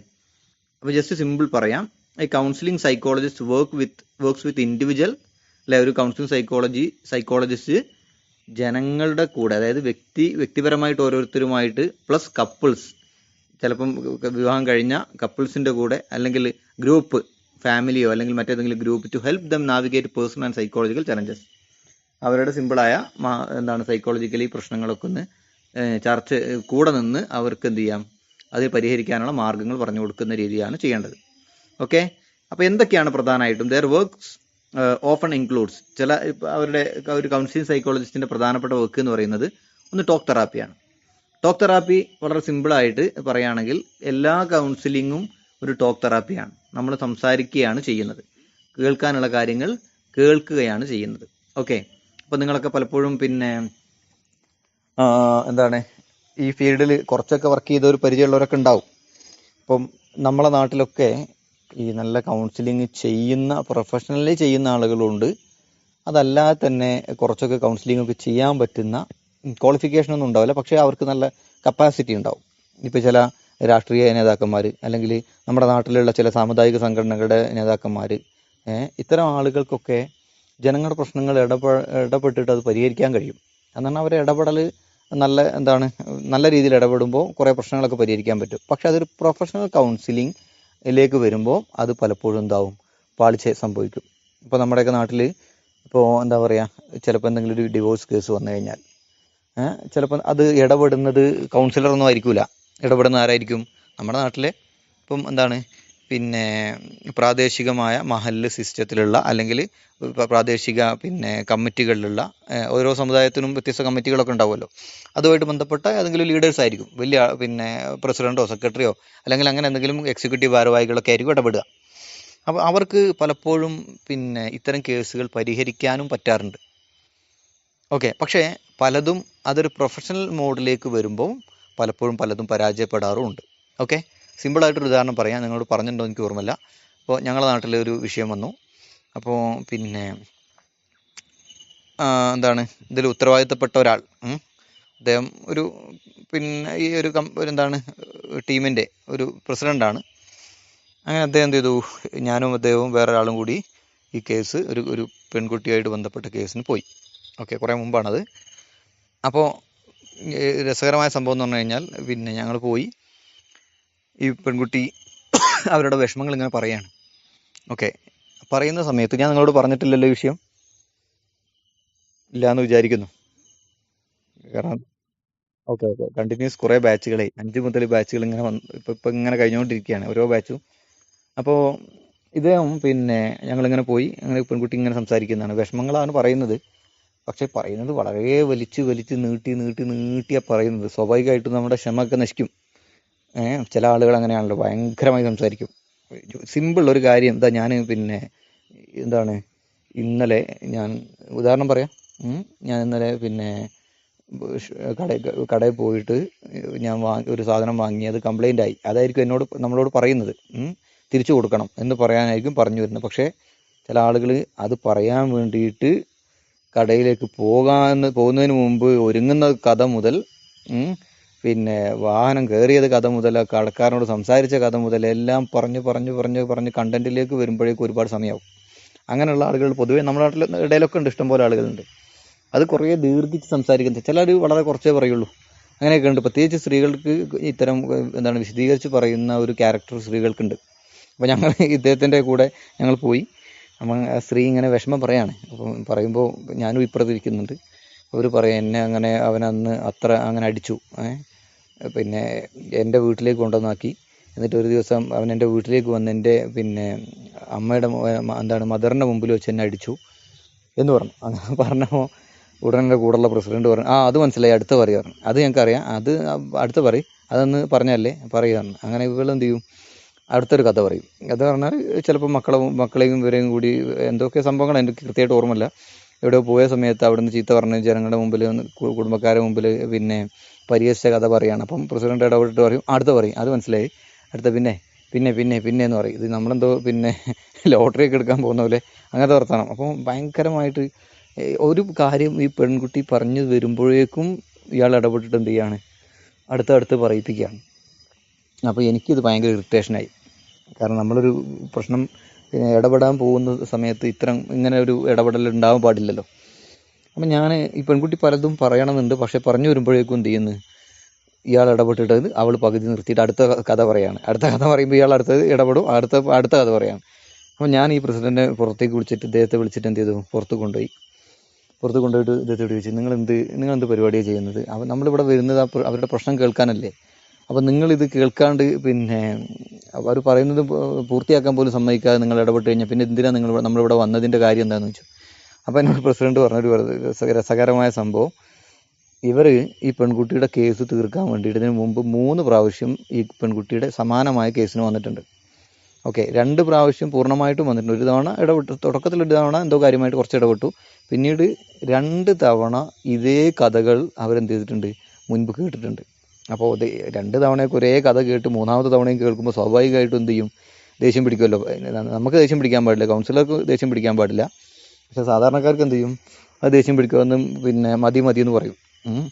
അപ്പം അതേ കഥ വീണ്ടും വീണ്ടും പറയണം. എന്നിട്ട് എന്നോട് പ്രസിഡന്റ് പറഞ്ഞു, ഒരു കാര്യം ചെയ്തു, അവൾ ഇനി എന്താ പറയാൻ പോകുന്നത് ഞാൻ പറഞ്ഞുതരാം എന്ന് പറഞ്ഞിട്ട് ഇദ്ദേഹം എന്ത് ചെയ്തു, 2 കഥ ഇങ്ങോട്ട് പറഞ്ഞു. കുറച്ച് കഴിഞ്ഞപ്പം അതേ സെയിം കഥ ആ പെൺകുട്ടി പറയുകയും ചെയ്തു. അപ്പം ഞാൻ അദ്ദേഹത്തോട് പറഞ്ഞു, നിങ്ങൾക്ക് കേൾക്കാൻ സമയം കിട്ടാത്ത പ്രശ്നം ഉണ്ടെങ്കിൽ ഇതൊരു ഇറിറ്റേഷനായി തോന്നുകയാണെങ്കിൽ നിങ്ങൾ എന്ത് ചെയ്യണ്ട, നിങ്ങൾ നിൽക്കണ്ട, ഞാൻ നിന്നോളാം. അങ്ങനെ ഞാനും അദ്ദേഹത്തിൻ്റെ കൂടെ വന്ന ഒരാളും കൂടി എന്ത് ചെയ്തു, പൂർണ്ണമായിട്ട് കേട്ടു. അപ്പോൾ ഇതിനു മുമ്പ് ഈ പ്രശ്നം പരിഹരിക്കാൻ വേണ്ടിയിട്ട് ചർച്ച ചെയ്തിട്ടുണ്ട്. അന്ന് ഈ പെൺകുട്ടിയും ഇരുന്നിട്ടുണ്ട്, കഥകളൊക്കെ പറഞ്ഞിട്ടുണ്ട്. അവർ താൽക്കാലികമായി ഈ പ്രശ്നം പരിഹരിച്ച് പറഞ്ഞേക്കും. അങ്ങനെ 2 ആഴ്ച കഴിയുമ്പോഴേക്കും വീണ്ടും അടിയാവും, തിരിച്ചു കൊണ്ടുവരും. അങ്ങനെ വീണ്ടും പിന്നെ ഇവരിടപെടും, അങ്ങനെ വീണ്ടും പ്രശ്നം പരിഹരിക്കും. കുറഞ്ഞ ദിവസം കഴിയുമ്പോഴേക്കും പിന്നെ അടിയായിട്ട് തിരിച്ചു കൊണ്ടുവരും. അങ്ങനെ കളിക്കുന്നൊരു ഫാമിലി. അപ്പം ഇദ്ദേഹത്തിനെ സംബന്ധിച്ചിടത്തോളം അദ്ദേഹത്തിന് ഒരു ആക്റ്റീവ് ലിസണിങ് ഒന്നുമില്ല. എന്ന് പറഞ്ഞാൽ അദ്ദേഹം അതിന് ഒരു കൗൺസിലറല്ല, അതുകൊണ്ട് അദ്ദേഹത്തിന് അത് ആവശ്യമില്ല. പക്ഷേ പിന്നെ അങ്ങനെ ഞങ്ങൾ പിന്നീട് ദീർഘമായിട്ട് കേട്ടു. ഇത് കുറേ കൂടുതൽ സംസാരിക്കുന്ന ആളായതുകൊണ്ട് തന്നെ പിന്നെ സംസാരം ഡൈവേർട്ട് ചെയ്തിങ്ങനെ പോവാതെ പരമാവധി കണ്ടന്റിലേക്ക് കൊണ്ടുവന്നു. റൂട്ട് കോസിലേക്ക്, അടിസ്ഥാന കാരണം എന്ന് പറയുന്ന ഒരു വിഷയം ഉണ്ടല്ലോ. അപ്പം എല്ലാ പ്രശ്നങ്ങൾക്കും റൂട്ട് കോസ് ഉണ്ടാവും, എന്തെങ്കിലും ഒരു അടിസ്ഥാന കാരണം ഉണ്ടാവും. ആ കാരണം കണ്ടെത്തുമ്പോഴാണ് നമുക്ക് സക്സസ്ഫുൾ കൗൺസിലിംഗ് നടക്കുക. അതല്ലെങ്കിൽ ഇപ്പം നമ്മൾ പറയില്ലേ, പിന്നെ എന്താണ്, വേരിന് ആണ് വളം കൊടുക്കേണ്ടത് എന്ന് പറയാറില്ലേ, വേരിനാണ് വളം കൊടുക്കേണ്ടത്. അത് കാരണം വേരിന് വളം കൊടുത്തു കഴിഞ്ഞാൽ മാത്രമേ അതിന് പിന്നെ പൂർണ്ണമായിട്ടും എന്താകാൻ പറ്റുള്ളൂ, പിന്നെ പരിഹാരം കാണാൻ പറ്റുള്ളൂ. അപ്പോൾ എല്ലാ പ്രശ്നങ്ങളുടെയും ഒന്നോ രണ്ടോ റൂട്ട് കോസുകൾ ഉണ്ടാവും, പ്രധാനമായിട്ട് ഒരു കോസ് ഉണ്ടാവും. അപ്പോൾ അതിലേക്ക് നമ്മൾ എത്തിക്കഴിഞ്ഞാൽ, ആ റൂട്ട് കോസ് പരിഹരിക്കാൻ പറ്റിക്കഴിഞ്ഞാൽ അത് ലാസ്റ്റ് ചെയ്ത് പോകും. അപ്പോൾ ആ കേസ് കഴിഞ്ഞിട്ട് ഇപ്പോൾ ഏകദേശം എനിക്ക് തോന്നുന്നു ഒരു 6-7 വർഷം അങ്ങനെയായി. ഇതുവരെ അതിന് ശേഷം അത്തരം അവരുടെ കേസുകൾ പിന്നെ നമ്മൾ കേട്ടിട്ടില്ല. ഒരുമിച്ച് ജീവിക്കുന്നുണ്ട്, കുഴപ്പമൊന്നുമില്ല. പക്ഷെ അതിന് എത്തിക്കാൻ പറ്റിയത് അവരുടെ പ്രശ്നത്തിൻ്റെ അടിസ്ഥാന കാരണം നമ്മൾ എന്ത് ചെയ്തു, കണ്ടെത്തി. അത് കണ്ടെത്തി കഴിഞ്ഞപ്പം പ്രശ്നം പരിഹരിക്കാൻ എളുപ്പമായിരുന്നു. 2 പേരെയും വിളിച്ചിരുത്തി, 2 പേരോടും പരസ്പരം കാര്യങ്ങൾ സംസാരിച്ചു. വീണ്ടും സിറ്റിംഗ് ഇരുന്നു. കുറേ സമയം ഇരിക്കേണ്ടി വരും, ചിലപ്പം കുറേ സിറ്റിംഗ് ഇരിക്കേണ്ടി വരും. അതൊക്കെ കഴിഞ്ഞു. അവരുടെ ഫാമിലിയിലെല്ലാം ഓരോരുത്തരെയും കൊണ്ടുവന്നു. അങ്ങനെ ഓരോരുത്തരെയും കൗൺസിൽ ചെയ്തു. ഓരോരുത്തർക്കും നമ്മൾ ചിലപ്പോൾ 2-3 സെഷനൊക്കെ എടുക്കേണ്ടി വരും. അങ്ങനെയൊക്കെ ചെയ്തിട്ടാണെങ്കിലും ആ പ്രശ്നം നമുക്ക് എന്ത് ചെയ്യാൻ പറ്റി, പരിഹരിക്കാൻ പറ്റി. വളരെ ചെറിയ തെറ്റിദ്ധാരണ മാത്രമല്ല, പിന്നെ ഭർത്താവിൻ്റെ ഭാഗത്തു നിന്നുണ്ടായ ഒരു മോശം സ്വഭാവമാണ് ഈ പെൺകുട്ടിയെ അത്ര മോശമാക്കിയത്. പക്ഷെ പിന്നീട് അതിനുശേഷം ആ പെൺകുട്ടി പിന്നെ ഭർത്താവിനോട് വളരെ മോശമായിട്ട് സംസാരിക്കുകയും എപ്പോഴും ഒരു സംശയത്തിൻ്റെ രീതിയിൽ ഇടപെടുകയും മറ്റുള്ളവരുടെ മുമ്പിൽ കൊച്ചാക്കുന്ന സംസാരമൊക്കെ ഉണ്ടായി. പക്ഷെ അതിൻ്റെയൊക്കെ കാരണം എന്താണ്, ഫസ്റ്റ് ഭർത്താവിൻ്റെ ഒരു ഇടപെടൽ, ഒരു മോശം സ്വഭാവമാണ്, പെരുമാറ്റമാണ്. ചില കാര്യങ്ങൾ ഭാര്യയായിട്ട് ഹൈഡ് ചെയ്യാൻ ശ്രമിച്ചു, അത് അവൾ പിടിച്ചു. പിന്നെ അപ്പോൾ അങ്ങനെ ഒരു ചെറിയ സംഭവം ഉണ്ടായി. അപ്പോൾ അതിൻ്റെ ഭാഗമായിട്ടാണ് പിന്നീട് നടന്ന പ്രശ്നങ്ങളെല്ലാം. ഓക്കെ, അതിൻ്റെ ആ ഒരു പ്രശ്നം നമുക്ക് പിന്നീട് പരിഹരിക്കാൻ പറ്റി കഴിഞ്ഞപ്പോൾ ഒരു പ്രശ്നമില്ല. 2 പേരുടെയും ഫോൺ ഓപ്പൺ ആക്കി, പിന്നെ ലോക്കൊക്കെ ഒഴിവാക്കിച്ചിട്ട് എപ്പോഴും 2 പേർക്കും എപ്പോഴും ഫോൺ ഉപയോഗിക്കാനും പരസ്പരം നോക്കാനും ഒക്കെ, അതായത് മറയില്ലാത്ത രീതിയിൽ കൊണ്ടുവന്നു കഴിഞ്ഞപ്പോൾ ഹാപ്പിയാണ്, കുഴപ്പമൊന്നുമില്ല. അപ്പോൾ നമുക്കും അത് തന്നെയാണ് പ്രധാനമായിട്ടും. നമുക്ക് ദീർഘമായ സമയം എടുക്കുമായിരിക്കും ചിലപ്പോൾ കൗൺസിലിംഗ്. നമുക്ക് വിചാരിക്കുന്ന പോലെ ഇത് പെട്ടെന്ന് തീർത്ത് പെട്ടെന്ന് പോകാൻ പറ്റുന്നൊന്നും ആയിരിക്കില്ല. ചില കൗൺസിലിംഗ് ഒക്കെ ചിലപ്പോൾ 8ഉം 10ഉം സെഷനുകളൊക്കെ ഇരിക്കേണ്ടി വരും. അത് ഒരു ഫാമിലി കൗൺസിലിംഗ് ഒക്കെ ആകുമ്പോൾ പ്രത്യേകിച്ച് ലോങ് ടൈം എടുക്കും. ഇപ്പോൾ നിങ്ങൾ തന്നെ പിന്നെ ഇപ്പം കോടതിയിലേക്ക് ഡിവോഴ്സ് കേസിന് വന്നു കഴിഞ്ഞാൽ സ്വാഭാവികമായിട്ടും ഒരു കുടുംബ കോടതിയിലേക്ക് ഡിവോഴ്സ് കേസിന് വന്നു കഴിഞ്ഞാൽ ഫസ്റ്റ് തന്നെ കോടതി നിങ്ങൾ തീരുമാനിച്ചതാണോ? ആ തീരുമാനിച്ചതാണ്. ഒരുമിച്ച് പോകാൻ പറ്റൂലേ? ഇല്ല പറ്റൂല. എന്നാൽ ശരി, ഞങ്ങൾ ഡിവോഴ്സ് തരാമെന്ന് പറയില്ല. എന്താ ചെയ്യുക? ഫസ്റ്റ് ചെയ്യുക കൗൺസിലിങ്ങിന് പറഞ്ഞേക്കും അല്ലേ? അവർക്ക് കൗൺസിലിങ്ങിന് വിട്ടുകൊടുക്കും. എന്നിട്ട് കൗൺസിലിംഗ് നടക്കട്ടെ എന്നാണ് ചർച്ച ചെയ്യുക, എന്നാണ് തീരുമാനിക്കുക. ഓക്കെ. അപ്പോൾ പിന്നെ അപ്പോൾ ആ രീതിയിൽ അപ്പം ഇതിന് ദീർഘമായ സമയം എടുക്കും, ചിലപ്പോൾ ഒരുപാട് സമയം ചിലപ്പോൾ എടുക്കും. അതൊക്കെ ഇതിൻ്റെ ഒരു ഭാഗമാണ്. ചില ആളുകൾ കുറേ സമയം, ഞാൻ നേരത്തെ പറഞ്ഞില്ലേ, പ്രത്യേകിച്ച് സ്ത്രീകളാകുമ്പോൾ കുറച്ച് കൂടുതൽ സംസാരിക്കുന്നവർ. ആണുങ്ങൾ പൊതുവെ കുറവാണ്, സംസാരം കുറവായിരിക്കും. ഈ പുരുഷൻ്റെ സൈക്കോളജിയും സ്ത്രീയുടെ സൈക്കോളജിയും തമ്മിൽ വളരെ വ്യത്യാസമുണ്ട്. പുരുഷന്മാർ വളരെ കുറച്ച് സംസാരിക്കുകയും പിന്നെ സ്ത്രീകൾ ഒരുപാട് സംസാരിക്കുകയും ചെയ്യുന്ന ആളുകളാണ്. പുരുഷൻ്റെതെന്ന് പറഞ്ഞു കഴിഞ്ഞാൽ എന്തെങ്കിലും ഒന്ന് മൂളി കിട്ടണമെങ്കിൽ ചിലപ്പോൾ എന്താണ്, പണ്ട് ഒരു അച്ഛൻ്റെ പ്രസംഗത്തിൽ കേട്ടിട്ടുണ്ടല്ലോ, എന്താണ് ഈ പിന്നെ നമ്മൾ ഈ നൂൽപുട്ടൊക്കെ ഉണ്ടാക്കുന്ന ഒരു ഇടിയപ്പം ഉണ്ടാക്കുന്ന ഇതുപോലെയാണ്. പ്രസ് ചെയ്ത് ഇങ്ങനെ കിട്ടി ആമർത്തി പ്രസ് ചെയ്താൽ ഇത്തിരി പുറത്തേക്ക് വരുന്ന പോലെ ഭർത്താവ് ചിലപ്പോൾ കുറച്ചേ പറയുള്ളൂ. പക്ഷേ സ്ത്രീകൾ അങ്ങനെ ആയിരിക്കുമല്ലോ, ഒരുപാട് കൂടുതൽ സംസാരിക്കുന്ന ആളുകളായിരിക്കും. ഓക്കെ. അപ്പോൾ ഇത് രണ്ടും ഡിഫറെൻ്റ് ആണ്, രണ്ട് ഡിഫറെൻ്റ് ക്യാരക്ടറാണ്. അപ്പോൾ കൂടുതൽ സംസാരിക്കുന്ന ആളുകളുണ്ട്, നമുക്ക് കേൾക്കേണ്ടി വരും, കേട്ട് കൊടുക്കേണ്ടി വരും. അതിൻ്റെ ഒരു കൗൺസിലറുടെ ഒരു ഭാഗമാണ്. ആക്റ്റീവ് ലിസണിങ് എന്ന് പറയുന്ന ഭാഗത്ത് നമ്മൾ എന്ത് ചെയ്യും, ആ വിഷയം നമ്മൾ ചർച്ച ചെയ്യും. ഓക്കെ, ക്ലിയർ ആകുന്നില്ലേ? ഓക്കെ. രണ്ടാമത്തത് നമുക്ക് ക്വാളിറ്റിയിൽ പറയാം. ഓക്കെ. ദെൻ പിന്നെ പറഞ്ഞത് ടോക്ക് തെറാപ്പി പറഞ്ഞു. രണ്ടാമത്തത് കോഗ്നിറ്റീവ് ബിഹേവിയർ തെറാപ്പി എന്ന് പറയുന്നൊരു തെറാപ്പിയാണ്. അത് സാധാരണ രീതിയിൽ കൗൺസിലിംഗ് ചെയ്യുന്ന ആളുകളല്ല അത് ചെയ്യുക. അത് പൊതുവെ ചെയ്യുന്നത് പിന്നെ ക്ലിനിക്കൽ സൈക്കോളജിസ്റ്റ് ഒക്കെയാണ് സാധാരണ രീതിയിൽ ചെയ്യാറുള്ളത്.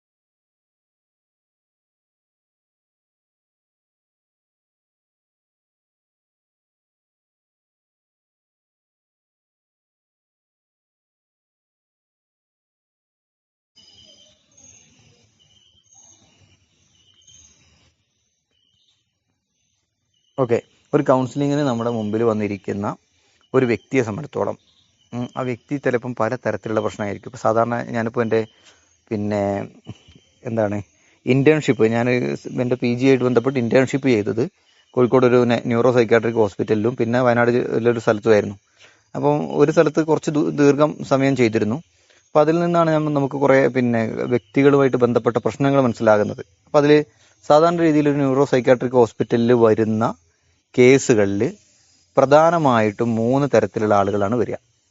ഓക്കെ, ഒന്ന് എന്തെങ്കിലും മാനസിക പ്രശ്നമുള്ള സൈക്യാട്രിക് പ്രോബ്ലം ഉള്ള ആളുകൾ, അവർ ചിലപ്പം പാരമ്പര്യമായിട്ട് ഉണ്ടാകുന്ന ആളുകളായിരിക്കും.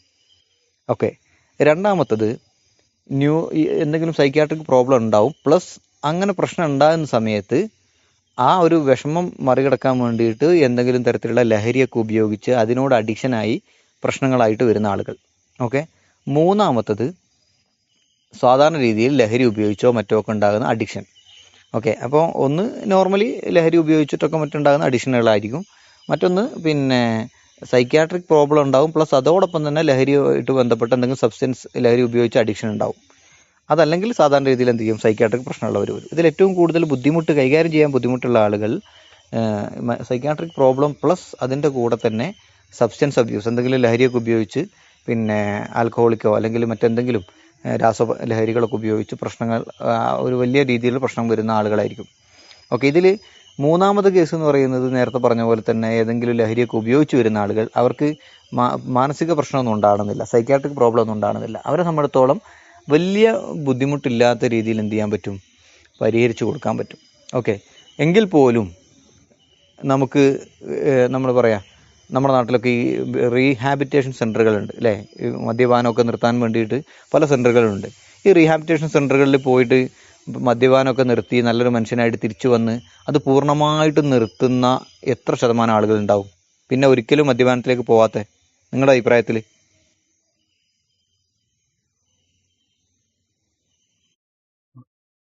വളരെ കുറവായിരിക്കും അല്ലേ? അ- അതെന്തുകൊണ്ടാണ് വളരെ കുറയുന്നത്? ഒരു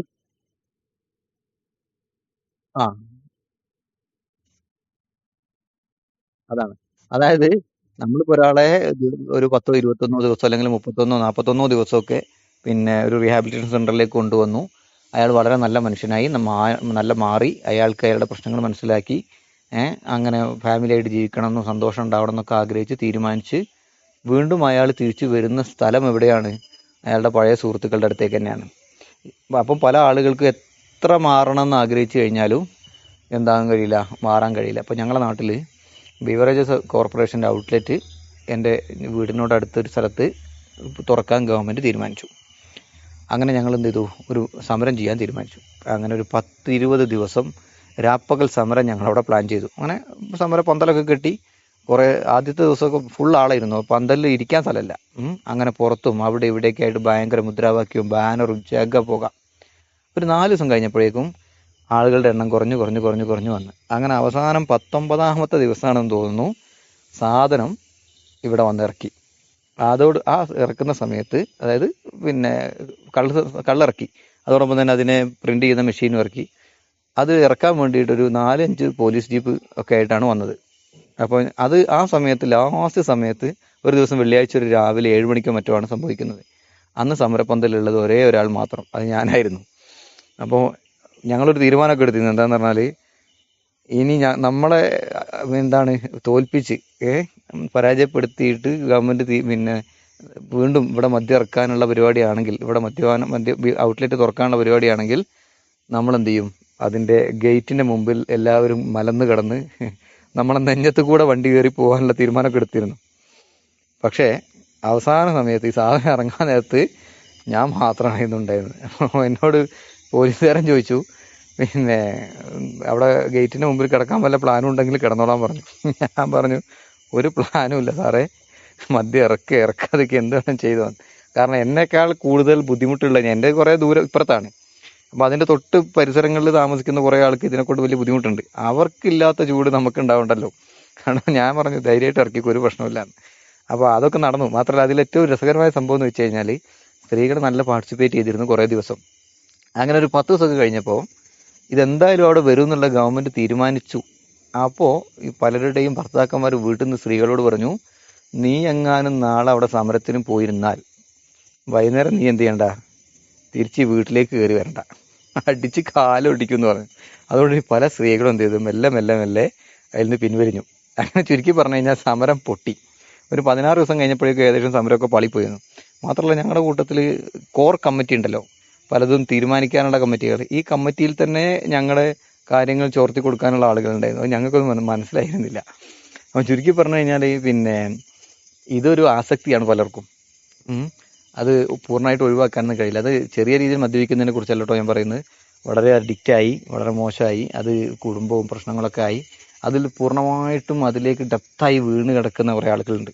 അവർക്ക് റീഹാബിലിറ്റേഷൻ സെൻറ്റർ അത്യാവശ്യമാണ്. പക്ഷെ അതിൽ വീണ്ടും അവരെ ആ സെയിം സ്ഥലത്തേക്ക് കൊണ്ടുപോയിടുമ്പോഴാണ്, പഴയ സാഹചര്യങ്ങളിലേക്ക് വരുമ്പോഴാണ് എന്ത് ചെയ്യുന്നത്, പ്രശ്നങ്ങൾ വീണ്ടും ഉണ്ടാകുന്നത്. അപ്പോൾ ഇതിൽ കൗൺസിലിംഗ് സൈക്കോളജിസ്റ്റ് എന്ന് പറയുമ്പോൾ ഞാൻ പറഞ്ഞു, ഇത് എന്തിനാണ് പറഞ്ഞതെന്ന് വെച്ച് കഴിഞ്ഞാൽ, ഒരു കേസ് നമ്മൾ പരിഹരിക്കുമ്പോൾ അതിൻ്റെ റൂട്ട് കോസ് ആണ് നമ്മൾ പരിഹരിക്കേണ്ടത്. അപ്പോൾ റൂട്ട് കോസിൽ എന്തൊക്കെയാണ് പ്രശ്നങ്ങൾ അതും പരിഹരിക്കണം. ഒരു ഫാമിലി കൗൺസിലിംഗ് നമ്മൾ ഒരാളെ മാത്രം നന്നാക്കിയിട്ട് എന്ത് ചെയ്യാണ്, വീട്ടിലേക്ക് പറഞ്ഞയച്ചു കഴിഞ്ഞാൽ അയാൾ മാത്രമേ ചിലപ്പോൾ നന്നാവുള്ളൂ, ബാക്കിയുള്ളവരൊന്നും അതിലൊരു മാറ്റവും വന്നിട്ടുണ്ടാവില്ല. അപ്പോൾ അയാൾ വീണ്ടും എന്ത് ചെയ്യും, നിരാശനാവും, പഴയതുപോലെ തന്നെ ആവും. ഓക്കെ, പണ്ട് നിങ്ങളോട് പറഞ്ഞിരുന്ന ഓർമ്മയില്ല, ഒരു ടീമിന് ക്ലാസ് കൊടുത്തു.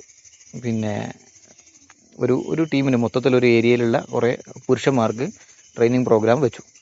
അങ്ങനെ ഞങ്ങൾ കുറേ ആളുകളുണ്ടായിരുന്നു. അങ്ങനെ ട്രെയിനിങ് ഒക്കെ കഴിഞ്ഞ് അന്നത് ഫീഡ്ബാക്ക് എടുക്കുന്ന സമയത്ത് അവർ, നിങ്ങളോട് പറഞ്ഞില്ലല്ലോ, പറഞ്ഞോ? ഞാൻ ഇടയ്ക്ക് ചോദിച്ചു. ഇല്ലല്ലേ, എന്നാൽ കുഴപ്പമില്ല. അപ്പോൾ എന്നാൽ കുഴപ്പമില്ല. അപ്പോൾ ഞങ്ങൾ ഇവർക്കെല്ലാം ക്ലാസ്സൊക്കെ കഴിഞ്ഞ് ഇവരെന്ത് ചെയ്തു, അഭിപ്രായം പറഞ്ഞു. എല്ലാവരും ഫീഡ്ബാക്ക്, വളരെ ഹാപ്പിയായി എല്ലാവരും. പിന്നെ ഭയങ്കര ആക്ടിവിറ്റി ഒക്കെ ആയി. 2 ദിവസത്തെ പ്രോഗ്രാം ആയിരുന്നു. അങ്ങനെ ഫീഡ്ബാക്കിൽ അവർ പറഞ്ഞത്, സത്യത്തിൽ ഭയങ്കര സന്തോഷമായി, പക്ഷേ ഏറ്റവും വലിയൊരു പ്രശ്നം, ഇതൊന്നും ഞങ്ങൾക്കായിരുന്നില്ല ശരിക്കും തരേണ്ടത്. ഇത് തരേണ്ടത് ആർക്കായിരുന്നു? ശരിക്കും ഇത് കിട്ടേണ്ട ആളുകൾ, ഇതൊക്കെ ഈ ക്ലാസ്സുകളൊക്കെ കിട്ടേണ്ടത് ആർക്കാണ്?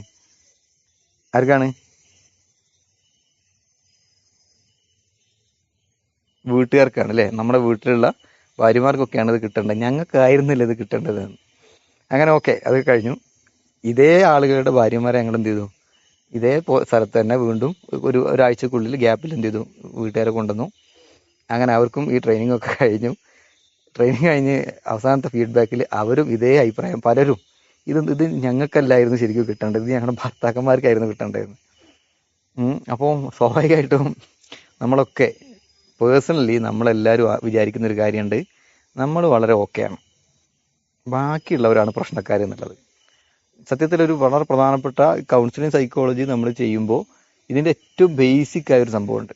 ഏറ്റവും ബേസിക്, ആ ബേസിക് എന്ന് പറഞ്ഞു കഴിഞ്ഞാൽ, ഞാനോ നിങ്ങളോ നമ്മളെ ഫാമിലി, അല്ലെങ്കിൽ ഞാനോ ഞാൻ ഇടപെടുന്ന എൻ്റെ സമൂഹം, ഇതിലൊക്കെ നമ്മളുമായി ബന്ധപ്പെട്ട ആളുകൾക്കിടയിൽ എന്തെങ്കിലും പ്രശ്നങ്ങളൊക്കെ ഉണ്ടെങ്കിൽ ഒരു പക്ഷെ അതിലൊരു പ്രധാന കാരണം നമ്മളായിരിക്കും, ഞാനായിരിക്കും. എന്ന് പറഞ്ഞാൽ I am okay, you are not okay എന്ന് പറയുന്നൊരു കോൺസെപ്റ്റ് ഉണ്ട്. ഞാൻ ഓക്കെയാണ്, നിങ്ങളാരും ഓക്കെ അല്ല. ബാക്കിയുള്ളവരൊക്കെ പ്രശ്നക്കാരാണ്. അവരുടെ സംസാരം ശരിയില്ല, അവരുടെ പെരുമാറ്റം ശരിയില്ല, അവരുടെ ഇടപെടൽ ശരിയില്ല, അവർ പറയുന്നത് ശരിയല്ല, അവരുടെ നോട്ടം ശരിയല്ല, അവരെ നടത്തം ശരിയല്ല. എല്ലാത്തിനെയും വിമർശിക്കുന്ന ആളുകളുണ്ട്. ഇവരെ ധാരണ എന്താണ്, നമ്മൾ ഓക്കെയാണ്. ഇപ്പോൾ മുമ്പ് ഒരു ഫാമിലി കൗൺസിലിങ്ങായിട്ട് ബന്ധപ്പെട്ടിട്ട് എനിക്കറിയുന്ന ഒരു ഫാമിലിയാണ്. അപ്പോൾ അതിൽ മൂന്നോ നാലോ മരുമക്കളുണ്ട്, അമ്മായിയമ്മയുണ്ട്. അമ്മായി മീൻസ് അവരുടെ മാതാവ്. അപ്പോൾ അവരിങ്ങനെ ഒരു പ്രശ്നം വന്ന്, എനിക്ക് നന്നായിട്ട് അറിയുന്ന ഫാമിലി ആയതുകൊണ്ട് തന്നെ എനിക്ക് 2 കൂട്ടരെയും കൃത്യമായിട്ട് അറിയാം. എന്നോട് ഇങ്ങനെ പറയാം, ഞാൻ ആയതുകൊണ്ടാണ് ഇവർ 4 പേരും ഇങ്ങനെയെങ്കിലും ഇവിടെ നിൽക്കുന്നത്, ഞാൻ എത്ര ക്ഷമിക്കുന്നുണ്ട്, ഞാൻ എത്ര സഹിക്കുന്നുണ്ട് എന്നോട് പറയാം. ഞാനിങ്ങനെ എല്ലാം സഹിച്ച് ക്ഷമിച്ച് നിൽക്കുന്നത് കൊണ്ടല്ലേ ഒരു പ്രശ്നവും കുടുംബത്തിലില്ലാത്തതാണ്. അപ്പോൾ ഇതേ അഭിപ്രായമാണ് മരുമക്കളും പറയുന്നത്, ഞങ്ങളായതുകൊണ്ടാണ് ഇവിടെ പ്രശ്നമൊന്നും ഇല്ലാത്തത്, അല്ലെങ്കിൽ അടിയുടെ പൊടിപൂരായിരിക്കും എന്ന് പറഞ്ഞ പോലെ. അപ്പോൾ ഇത് പൊതുവേ നമ്മുടെ ഒരു ധാരണയാണ്, എൻ്റെതും നിങ്ങളുടെയും. സ്വാഭാവികമായിട്ടും നിങ്ങളുടെയും അറിയില്ല, സ്വാഭാവികമായിട്ടും നമ്മുടെ ഒരു ധാരണയാണ്, നമ്മൾ ആണ് ഓക്കെ, മറ്റുള്ളവർ ഓക്കെ അല്ല എന്നുള്ളൊരു കോൺസെപ്റ്റ് ഉണ്ട്. അത് പ്രത്യേകിച്ച് ഒരു കൗൺസിലിംഗ് സൈക്കോളജി ചെയ്യുമ്പോൾ, ഒരു കോഴ്സ് ചെയ്യുമ്പോൾ നമുക്കുണ്ടാകേണ്ട വളരെ ബേസിക്കായ ഒരു തിരിച്ചറിവാണ്, നമ്മൾ ഓക്കെ ആണെങ്കിൽ മറ്റുള്ളവർ ഓക്കെയാണ്. ഓക്കെ, നമ്മൾ ഓക്കെ അല്ലെങ്കിൽ മറ്റുള്ളവർ ഓക്കെ അല്ല, അതുമല്ല, അത് നല്ല കോൺസെപ്റ്റ് അല്ല. നമ്മളും ഓക്കെയാണ്, അതോടൊപ്പം തന്നെ മറ്റുള്ളവർ ഓക്കെയാണ്. അതാണ് ഏറ്റവും നല്ല കോൺസെപ്റ്റ് എന്ന് പറയുന്നത്. അപ്പോൾ നമുക്ക് പിന്നീട് പഠിക്കാനുണ്ട്. 4 പ്രധാനപ്പെട്ട കോൺസെപ്റ്റുകളാണ് ഉള്ളത്. ഒന്ന്, I am okay, you are okay. ഞാനും ഓക്കെയാണ്, നിങ്ങളും ഓക്കെയാണ്. മറ്റൊരു കോൺസെപ്റ്റ് എന്ന് പറയുന്നത് I am okay, you are not okay. ഞാൻ ഓക്കെയാണ്, നിങ്ങളാരും ശരിയല്ല, നീ ശരിയല്ല എന്ന് പറയുന്നൊരു കോൺസെപ്റ്റ് ഉണ്ട്. മറ്റൊന്ന് പറഞ്ഞാൽ I am not okay, you are okay. ഞാൻ ശരിയല്ല, എനിക്ക് ഒന്നിനും പറ്റില്ല, എന്നെ കൊണ്ടൊന്നിനും കഴിയില്ല, ഞാൻ കഴിവില്ലാത്തവനാണ്, നിങ്ങളൊക്കെ നല്ല കഴിവുള്ള ആളുകളാണ് എന്ന് ചിന്തിക്കുന്ന ചില ആളുകൾ നമ്മുടെ സമൂഹത്തിലുണ്ട്. അതും ശരിയല്ലാത്തൊരു കോൺസെപ്റ്റാണ്. ചില ആളുകൾക്ക് I am okay not okay, you are not okay. ഞാനും ശരിയല്ല, നിങ്ങളും ശരിയല്ല, എനിക്കും കഴിയില്ല, നിങ്ങൾക്കും കഴിയില്ല, നമ്മളൊന്നും ശരിയല്ല. അങ്ങനെ ചില ആളുകളുണ്ട് അല്ലേ. ആരും ഒന്നും ശരിയല്ല എന്ന് ചിന്തിക്കുന്ന ആളുകളുണ്ട്. അവരെ കാര്യം ഭയങ്കര കോമഡിയാണ്. എല്ലാത്തിനെയും വിമർശിക്കുക. എന്ത് നല്ല കാര്യം ചെയ്തു കഴിഞ്ഞാലും നമ്മൾ പണ്ടൊരു കഥ കേട്ടിട്ടില്ലേ നിങ്ങൾ? ഒരു വൈറ്റ് പേപ്പറിൽ, ഒരു ബ്ലാക്ക് ബോർഡിൽ പിന്നെ അധ്യാപകനൊരു വൈറ്റ് ചോക്ക് കൊണ്ട് ഒരു മാർക്ക് ചെയ്തിട്ട് കുട്ടികളോട് ചോദിച്ചു എന്താ കാണുന്നതെന്ന്. അപ്പോൾ എല്ലാവരും വന്നിട്ട് പറഞ്ഞു വൈറ്റ് മാർക്കാണ് കാണുന്നത്. അപ്പോൾ അധ്യാപകൻ ചോദിച്ചു അപ്പോൾ നിങ്ങൾ ബ്ലാക്ക് ബോർഡ് കാണുന്നില്ലേ? അപ്പോൾ നമ്മൾ പറഞ്ഞാൽ വളരെ നെഗറ്റീവാണ് നമ്മൾ പൊതുവേ കാണുക അല്ലേ. പൊതുവേ നമ്മൾ നെഗറ്റീവിൻ്റെ ആളുകളാണ് കൂടുതൽ. നമ്മുടെ മൈൻഡിലേക്ക് കൂടുതൽ നമ്മൾ നെഗറ്റീവാണ് വരിക. പ്രത്യേകിച്ച് സൈക്കോളജി കൗൺസിലിങ്ങിനൊക്കെ ഇരിക്കുന്ന സമയത്ത് നമ്മളിങ്ങനെ കഥ പറയും. പ്രത്യേകിച്ച് ഒരു ഭാര്യയും ഭർത്താവുമാണ് കൗൺസിലിങ്ങിന് വരുന്നതെങ്കിൽ ഭാര്യ ഭർത്താവിൻ്റെ കുറ്റങ്ങൾ പറയലായിരിക്കും. ഭയങ്കര കുറ്റം, എല്ലാം കുറ്റം. ഭർത്താവിനെയാണ് വന്നിരുന്നെങ്കിലോ അയാളുടെ കല്യാണത്തിന് മുമ്പ് മുതലുള്ള കഥ മുതൽ കംപ്ലീറ്റ് കെട്ടയച്ച് കുറ്റം പറയാൻ തുടങ്ങും. പക്ഷേ ഇതേ ആളുകൾ തന്നെ പലപ്പോഴും ഞങ്ങൾ വളരെ സക്സസ്ഫുള്ളായിട്ട് പിന്നെ ഒന്നാക്കിയിട്ടുണ്ട്. അതിൽ വളരെ പ്രധാനപ്പെട്ട ഒരു കാര്യമുണ്ട്. നമ്മളൊരു മനുഷ്യന്മാരുടെ സാധാരണ രീതിയിൽ പിന്നെ നെഗറ്റീവാണോ പോസിറ്റീവാണോ ആദ്യം കാണുക?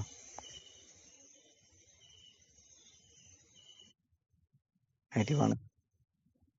അതാണ്, നെഗറ്റീവാണ് പൊതുവെ നമ്മൾ കാണുക. നമ്മൾ കുറേ പിന്നെ എന്താണ്, റോഡിൽ നമ്മൾ ബസ് കാത്ത് നിൽക്കുന്നു. സ്വാഭാവികമായിട്ട് ബസ്സിലൊക്കെ പോകുന്ന ആളുകളുണ്ടാവും.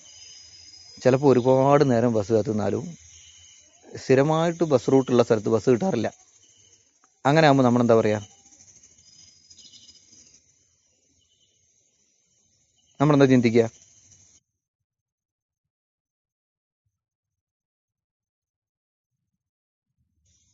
അതെ, ഞാൻ കാത്തു നിൽക്കുന്ന സമയത്ത് മാത്രം ബസ് ഉണ്ടാവില്ല. അല്ലെങ്കിൽ ബസ് അങ്ങോട്ടും ഇങ്ങോട്ടും ഒരു കാര്യം, ഒരു ആവശ്യമില്ലാണ്ട് അങ്ങോട്ടും ഇങ്ങോട്ടും അങ്ങനെ പോകുന്നത് കൂടുതൽ പോകും അല്ലേ.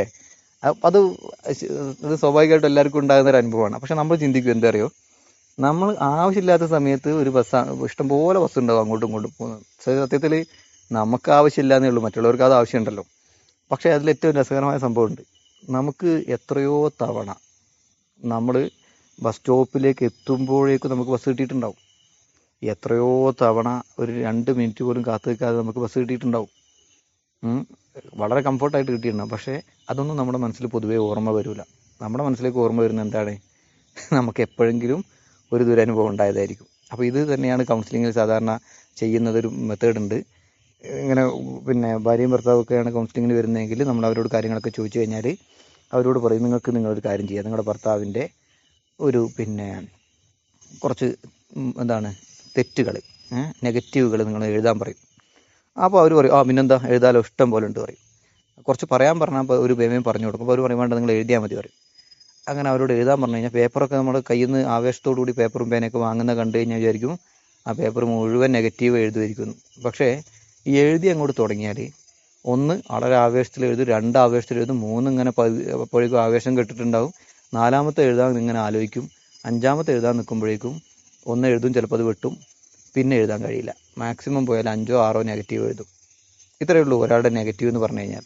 നേരെ മറിച്ച് അയാളോട് പറയാം നിങ്ങൾ കുറച്ച് പോസിറ്റീവ് എഴുതാൻ പറഞ്ഞാൽ അവർ പറയും എന്ത് പോസിറ്റീവ്, ഒരു പോസിറ്റീവ് ഇല്ല, വെറും പ്രശ്നമാണ്, ഫുള്ള് നെഗറ്റീവാണ്, അയാളെക്കുറിച്ച് എന്ത് പോസിറ്റീവ് എഴുതാനാന്ന് പറയും.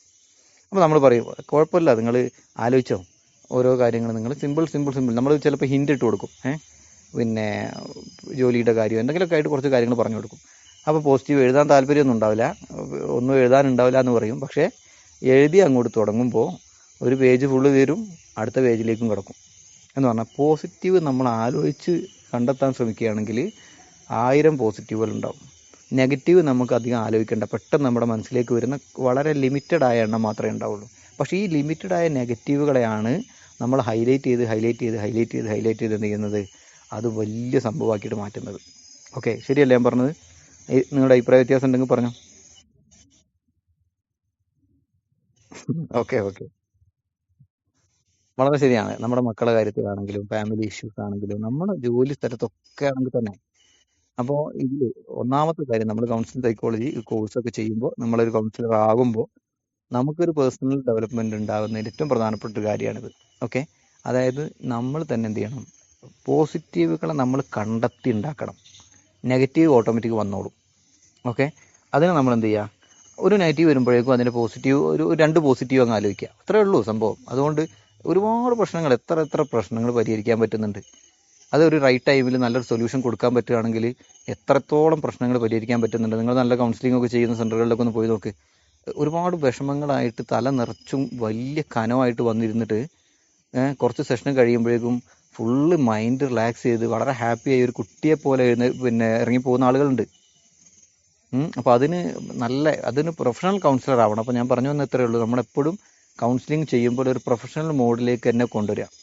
ഓക്കെ, അപ്പോൾ ഇതാണ് പ്രധാനമായിട്ടും. അപ്പോൾ കോഗ്നേറ്റീവ് ബിഹേവിയർ തെറാപ്പി എന്ന് പറഞ്ഞു കഴിഞ്ഞാൽ ഇതാണ്, നെഗറ്റീവ് ചിന്തകളെ റീപ്ലേസ് ചെയ്ത് പകരം പോസിറ്റീവ് ചിന്തകൾ ഇട്ട് കൊടുക്കുക. അത് കുറേ ശ്രമകരമായ ദൗത്യമാണ്. അങ്ങനെ കുറേ പരിപാടികളാണ്. പിന്നെ എന്താണ് തെറാപ്പി? ഇല്ല ഇല്ല ഇല്ല ഇല്ല ഇല്ല, ചെയ്യുന്നില്ല. ഓക്കെ, അപ്പോൾ ഇതാണ് ഏറ്റവും പ്രധാനപ്പെട്ടത്. രണ്ട്, പിന്നെ ഞാൻ നേരത്തെ പറഞ്ഞ പോലെ തന്നെ ജനങ്ങളുടെ പല തരത്തിലുള്ള പ്രശ്നക്കാരാണ് ഉണ്ടാകുക. പല തരത്തിലുള്ള അറ്റ്മോസ്ഫിയറിൽ വരുന്നവരായിരിക്കും. ഞാൻ നേരത്തെ പറഞ്ഞ പോലെ തന്നെ മദ്യപാനം, ഞാൻ ഈ പറഞ്ഞ ബീവറേജ് ഔട്ട്ലെറ്റിൻ്റെ വളരെ അടുത്ത് തൊട്ടപ്പുറത്ത് താമസിക്കുന്ന ഒരാളുണ്ട്. അദ്ദേഹം നന്നായിട്ട് മദ്യപിച്ചിരുന്ന ആളാണ്. നന്നായിട്ടെന്ന് പറഞ്ഞാൽ എല്ലാ ദിവസവും അദ്ദേഹം അധ്വാനിക്കുന്നതിൻ്റെ ഒരു 80% അയാൾ മദ്യപാനത്തിലേക്കാണ് കൊണ്ടുപോകുക. എന്ന് പറഞ്ഞാൽ നല്ലൊരു എമൗണ്ട് അയാൾ എന്ത് ചെയ്യുന്നുണ്ട്. അന്ന് കുറേ വർഷങ്ങൾക്ക് മുമ്പാണ്, ഏകദേശം 4-5 വർഷങ്ങൾക്ക് മുമ്പുള്ള സംഭവമാണ് പറയുന്നത്. ഏകദേശം അദ്ദേഹത്തിന് അന്ന് കിട്ടിയിരുന്ന ഒരു എമൗണ്ട് എന്ന് പറയുന്നത്, ഒരു ദിവസത്തെ കൂലി എന്ന് പറഞ്ഞാൽ 750 രൂപയോ മറ്റോ ആണ്. അതിൽ അദ്ദേഹം ഒരു 450-500 രൂപയുടെ ഉള്ളിൽ ഒരു ദിവസം അദ്ദേഹം മദ്യപാനത്തിന് മാറ്റി വെക്കും. രാവിലെ ഒരു കുപ്പി വാങ്ങി വെക്കുകയാണ് ചെയ്യുക. രാവിലെ തന്നെ ഓപ്പൺ ആക്കുന്ന സമയത്ത്, വീടിനോട് തൊട്ടടുത്തായതുകൊണ്ട് തന്നെ ഓപ്പൺ ആക്കുന്ന സമയത്ത് കുപ്പി വാങ്ങും. എന്നിട്ട് വളരെ സേഫായിട്ടൊരു സ്ഥലത്ത് വെക്കും. അപ്പോൾ കുറച്ച് കുടിക്കും. എന്നിട്ട് ഉച്ചയ്ക്ക് ശേഷം ഭക്ഷണം കഴിഞ്ഞ് ഒരു 3 മണിയൊക്കെ ആകുന്ന സമയത്ത് വീണ്ടും കുടിക്കും. അങ്ങനെ ഒരു വളരെ ഹാപ്പി ആയിട്ട് അദ്ദേഹം ജീവിക്കുകയായിരുന്നു. പക്ഷേ ഒരു ദിവസം അദ്ദേഹം വീട്ടിൽ നിന്ന് മറ്റോ അല്ലെങ്കിൽ റോട്ടിലോ മറ്റോ വീണ് തല പൊട്ടിയിട്ട് കിടക്കുന്ന സമയത്ത്, നിലത്ത് കിടക്കുകയാണ്, തല പൊട്ടിയിട്ട് രക്തം പോകുന്നുണ്ട്. അദ്ദേഹത്തിൻ്റെ വീട്ടുകാർ പോലും അദ്ദേഹത്തെ നോക്കിയില്ല. അത് അദ്ദേഹം മനസ്സിലായി. എന്ന് പറഞ്ഞാൽ അദ്ദേഹം അന്ന് കാര്യമായിട്ട് മദ്യപിച്ചിട്ടല്ല കിടന്നത്. അദ്ദേഹം വീണതോ മറ്റോ ആണ്. ഒരു നല്ല ബോധം ഉണ്ടായിരുന്നു. മദ്യപിച്ചിട്ട് വീണതല്ല, മറ്റെന്തോ കാരണം കൊണ്ട് വീണ് പോയതാണ്. പക്ഷെ വീണ് തല പൊട്ടിയിട്ട് വീട്ടുകാരെന്ത് ചെയ്തില്ല, അദ്ദേഹത്തെ മൈൻഡ് ചെയ്തില്ല, സ്വന്തം ഭാര്യ അടക്കം. ഇത് അദ്ദേഹത്തിൽ ഉണ്ടാക്കിയ ഒരു ചിന്ത, വളരെ വലിയൊരു ചിന്തയായിരുന്നു. അപ്പോൾ അദ്ദേഹത്തിന് ഞങ്ങളോട് തന്നെ പറഞ്ഞിട്ടുണ്ട്, എനിക്ക് റീഹാബിലിറ്റേഷൻ സെൻ്ററിലേക്ക് പോകണം എന്നൊക്കെ. അങ്ങനെ ഞങ്ങളല്ല, ഫാമിലി തന്നെ എവിടെ നല്ല സ്ഥലങ്ങളിൽ കൊണ്ടാക്കി. അങ്ങനെ ഒരു 10-21-30 ദിവസമൊക്കെ അദ്ദേഹം അവിടെ നിന്നു. 21 ദിവസം വീണ്ടും എക്സ്റ്റെൻഡ് ചെയ്തെന്ന് തോന്നുന്നു. എന്തായാലും 10-30-35 ദിവസം അങ്ങനെ നിന്നിട്ടുണ്ട്. പക്ഷേ അതിനുശേഷം ഇന്ന് വരെ, അത് കഴിഞ്ഞിട്ട് ഞാൻ പറഞ്ഞില്ല 4-5-6 വർഷമായി, തൊട്ടടുത്താണ് ബിവറേജ് ഔട്ട്ലെറ്റ്. അയാൾ തിരിച്ചു അങ്ങോട്ടും ഇങ്ങോട്ടും ഒക്കെ നടന്നു പോകുന്നത് ഇതിൻ്റെ മുമ്പിൽ നിന്നാണ്. ഇതിൻ്റെ സ്മെല്ലടിച്ചിട്ടാണ്, ഇത് കള്ളു കുടിക്കുന്നതിൻ്റെ ഒരു ആനന്ദം കണ്ടിട്ടാണ് പോകുന്നത്. പക്ഷേ അതിനുശേഷം ഒരു ദിവസം പോലും അദ്ദേഹം ഒരു തുള്ളി മദ്യപിച്ചിട്ടില്ല. ഓക്കെ, അപ്പോൾ അങ്ങനെ ഒരു ദിവസം ഒരു 4-5 കൊല്ലങ്ങൾക്ക് ശേഷം ഞങ്ങൾ എന്ത് ചെയ്തു, ഞങ്ങളും അദ്ദേഹം ഒരുമിച്ച് ഇങ്ങനെ ഇരുന്നിട്ട്, ഒരു ദിവസം നിങ്ങൾ ഈ കഴിഞ്ഞ 5 വർഷം മദ്യപിച്ചിരുന്നെങ്കിൽ, നോർമൽ കേസിൽ മദ്യപിച്ചിരുന്നെങ്കിൽ എത്ര രൂപ നിങ്ങൾ മദ്യപാനത്തിലേക്ക് മാറ്റി വെക്കുമായിരുന്നു എന്ന് പറഞ്ഞ് ഞങ്ങളൊരു കണക്കെടുത്തു. അങ്ങനെ നോക്കുമ്പോൾ ഏകദേശം ഒരു 3 ലക്ഷത്തിൻ്റെ അടുത്തോ അല്ല 2 ലക്ഷമോ മറ്റോ ഒക്കെ അദ്ദേഹം എന്ത് ചെയ്തിരുന്നു, അത് മദ്യപിക്കാത്തത് കൊണ്ട് സേവ് ചെയ്യാൻ പറ്റിയിട്ടുണ്ട്. അപ്പോൾ അത് വളരെ നല്ല കാര്യമാണ്. കാരണം അറ്റ്മോസ്ഫിയർ മാറ്റിയെടുക്കണം, അല്ലെങ്കിൽ ഞാൻ മാറുമെന്ന് തീരുമാനിക്കുന്ന ആളുകൾക്ക് അത് പ്രശ്നമല്ല. പക്ഷേ ഭൂരിപക്ഷം ആളുകൾക്കും വീണ്ടും തിരിച്ച് മദ്യപാനത്തിലേക്ക് തന്നെ വരുന്ന പ്രവണത ഇഷ്ടം പോലെ സമയങ്ങളിൽ പല സംഭവങ്ങളും ഉണ്ടാകാറുണ്ട്. ഓക്കെ, അപ്പോൾ അതിൽ നമ്മുടെ ഒരു ഉത്തരവാദിത്വം എന്ന് പറഞ്ഞു കഴിഞ്ഞാൽ, നമ്മൾ കൗൺസിൽ ചെയ്യുമ്പോൾ ആ കൗൺസിലിങ്ങിൻ്റെ സാഹചര്യങ്ങൾ കൂടി നന്നാക്കി എടുക്കാനുള്ള ശ്രമം നടത്തണം. അങ്ങനെ നടത്തുമ്പോഴേ നമ്മളുടെ എഫേർട്ടിന് റിസൾട്ട് ഉണ്ടാക്കാൻ പറ്റുള്ളൂ. ഓക്കെ, ക്ലിയർ അല്ലേ പറഞ്ഞ കാര്യങ്ങൾ? ഓക്കെ ഓക്കെ ഓക്കെ, ശരി. അപ്പോൾ നമുക്കിന്ന് അവസാനിപ്പിക്കാം. അടുത്ത സെഷനിൽ എന്ത് ചെയ്യാം, ഇന്ന് ഷെയർ ചെയ്ത നോട്ടിൻ്റെ ബാക്കി അടുത്ത സെഷനിൽ ഷെയർ ചെയ്യാം. ഓക്കെ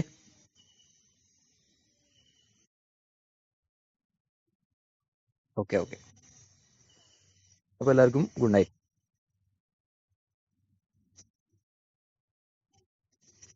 ഓക്കെ അല്ലേ? മനസ്സിലായില്ലേ കാര്യങ്ങളൊക്കെ?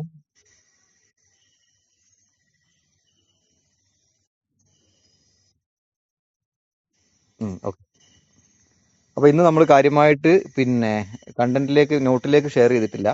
അപ്പോൾ നമുക്ക് നാളത്തെ ഇതിൻ്റെ റെക്കോർഡിംഗ് തരാം. നോട്ട് എന്ത് ചെയ്യാം, അടുത്ത ക്ലാസ്സിൽ പിന്നെ സെൻഡ് ചെയ്യാം. ഓക്കെ.